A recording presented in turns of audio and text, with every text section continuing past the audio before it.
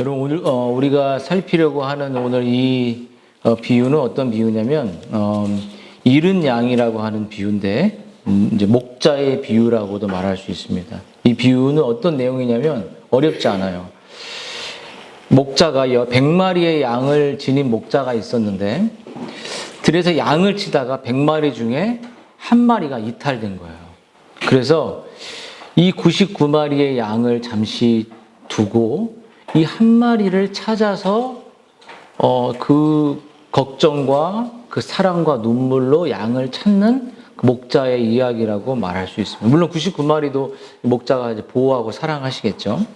근데 여러분, 이제 이 이야기가 그런 이야기죠. 목자는 예수님을 말하고 양은 바로 우리들인데 예수님께서 이 비유를 말씀하는 이 동기가 뭐냐면 그것은 예수님 주변에 죄인들에 대한 하나님의 사랑을 제대로 알지 못하는 사람들이 있었기 때문이에요.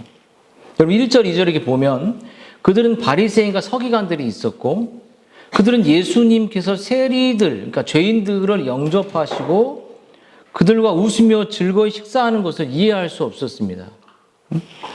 그래서 유대교 전통에 따르면 죄인들은 멀리해야 할 자들이고 결단코 사랑의 대상이 될 수 없었기 때문이에요. 유대인들이 선택받았으니까. 근데 결단코 가까이서 교제해서는 안 되는 대상들과 예수님은 교제하고 있었던 거예요. 하지만 그러한 생각은 하나님에 대한 오해인데요.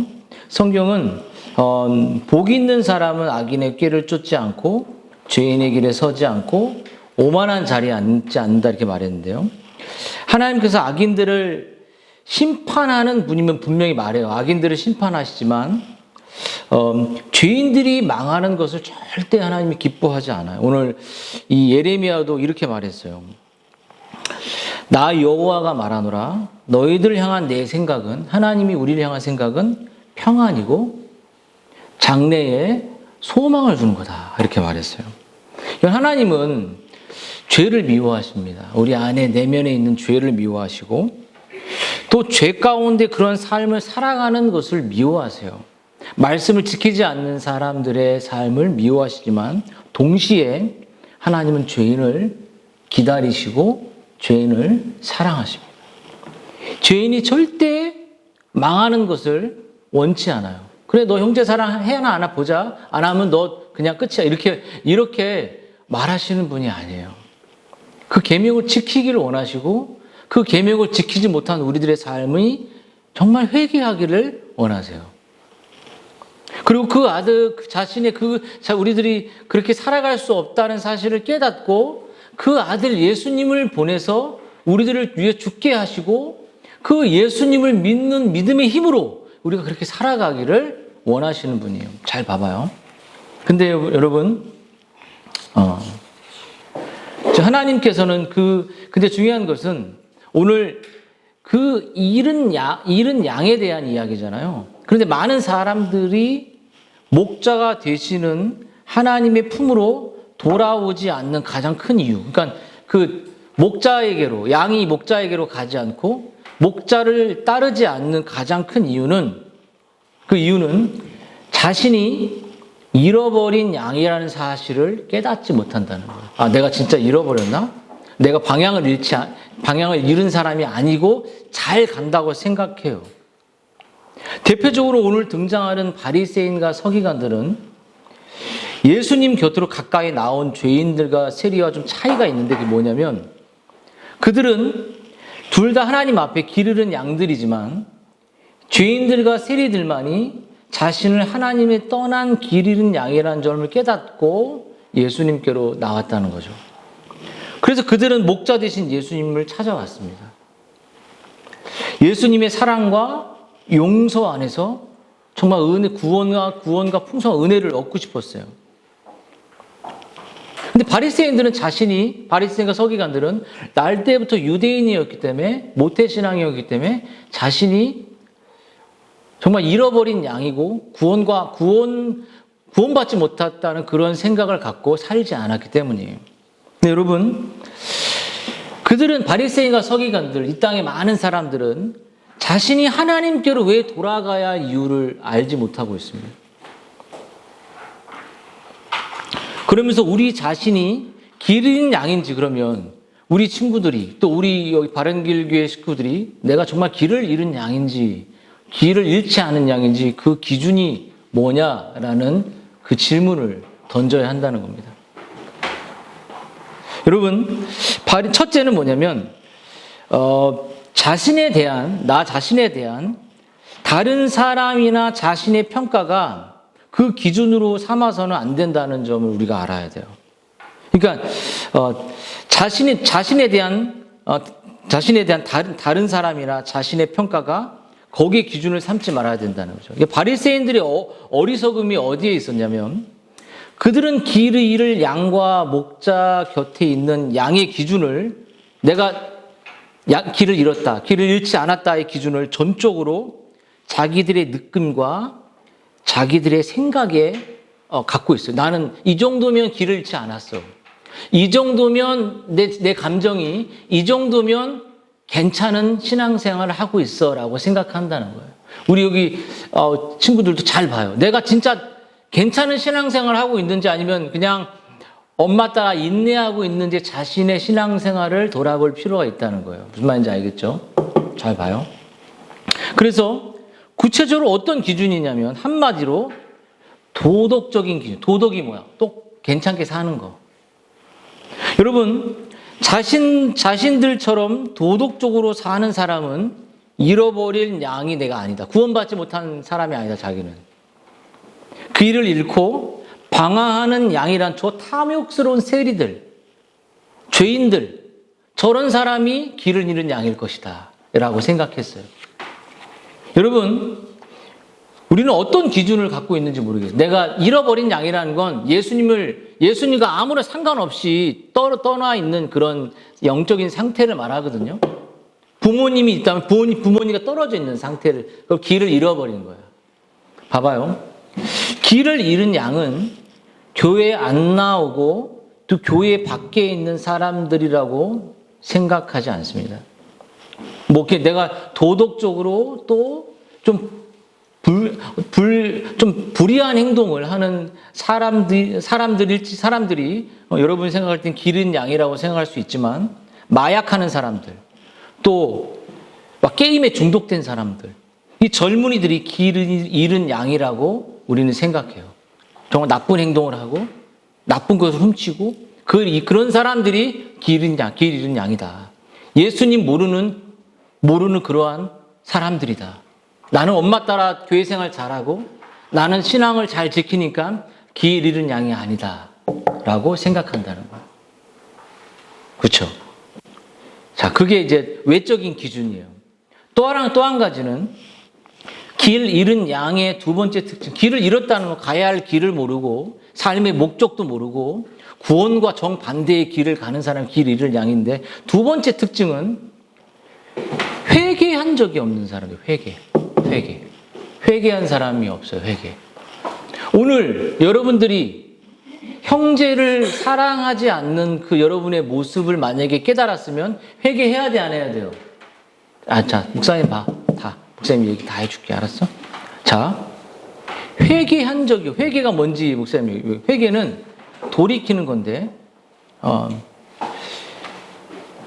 죄를 버리는 거예요. 다시는 그 행동을 하지 않는 거예요.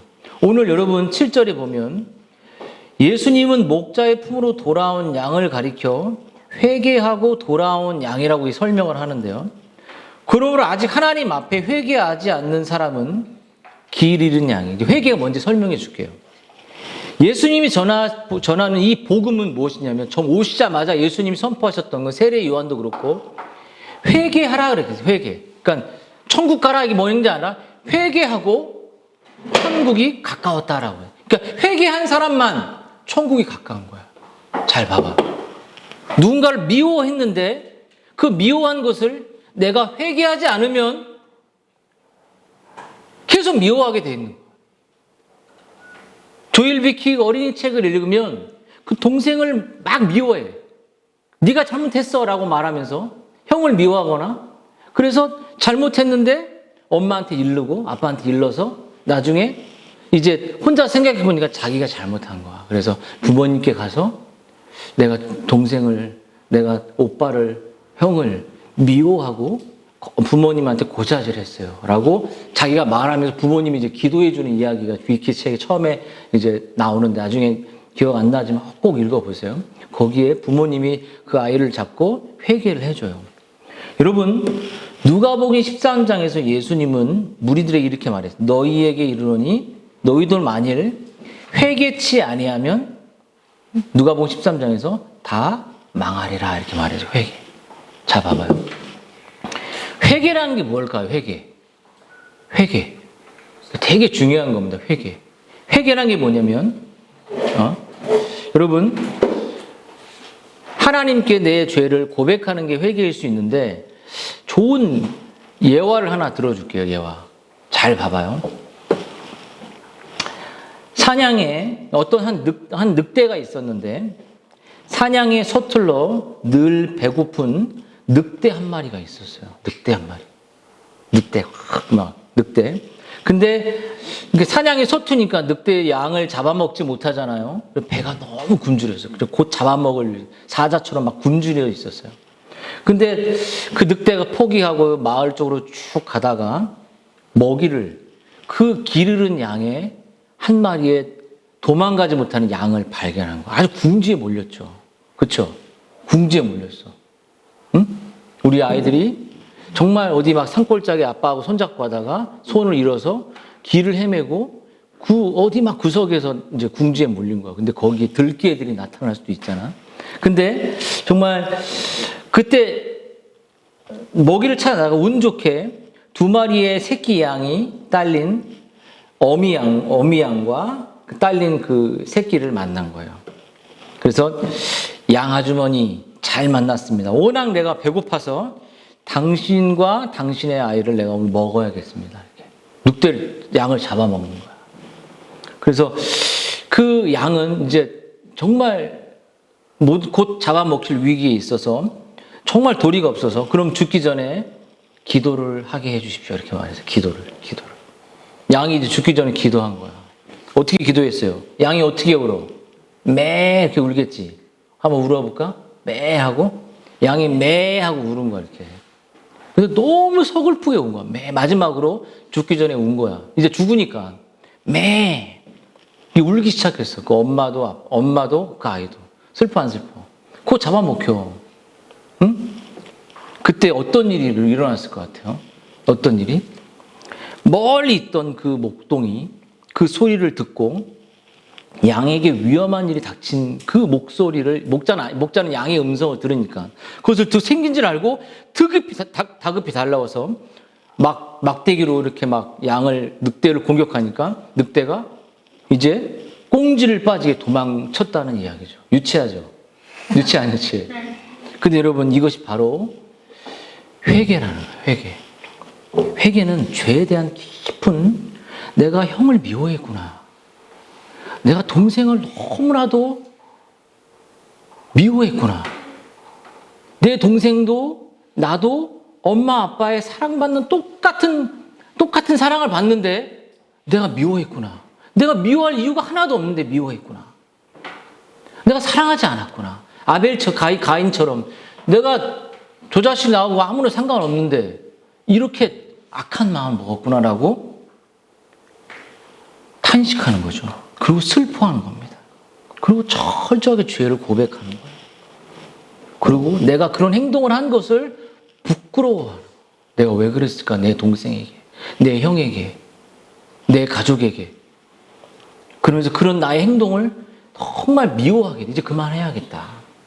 그리고 거기서 돌이키는 거야. 이게 회개야.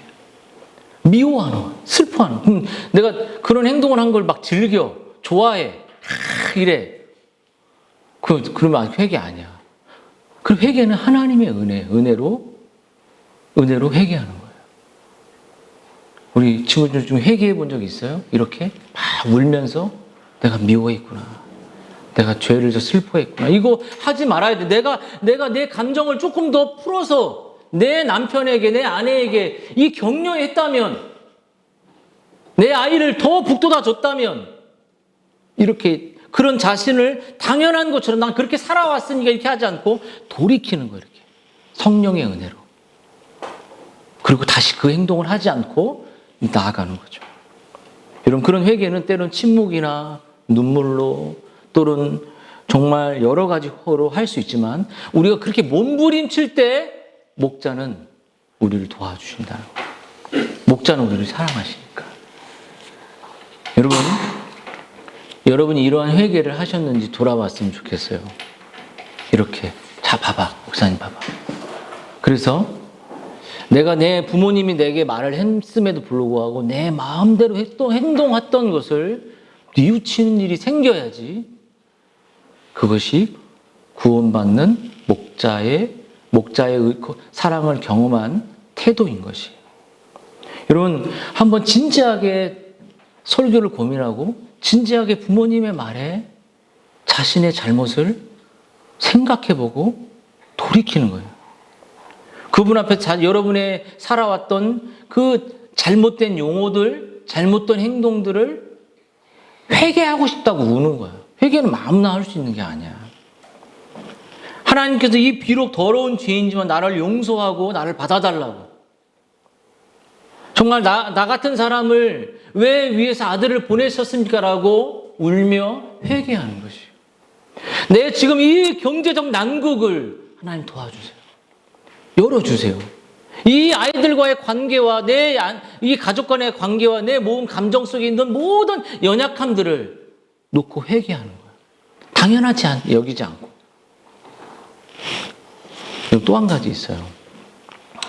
내가 잃어버린 양이 되었다는 사실은 믿음의 이 식구들과 한 마음을 이루지 못하는 마음을 가질 때 내가 잃어버린 양인지 돌아봐야 돼요.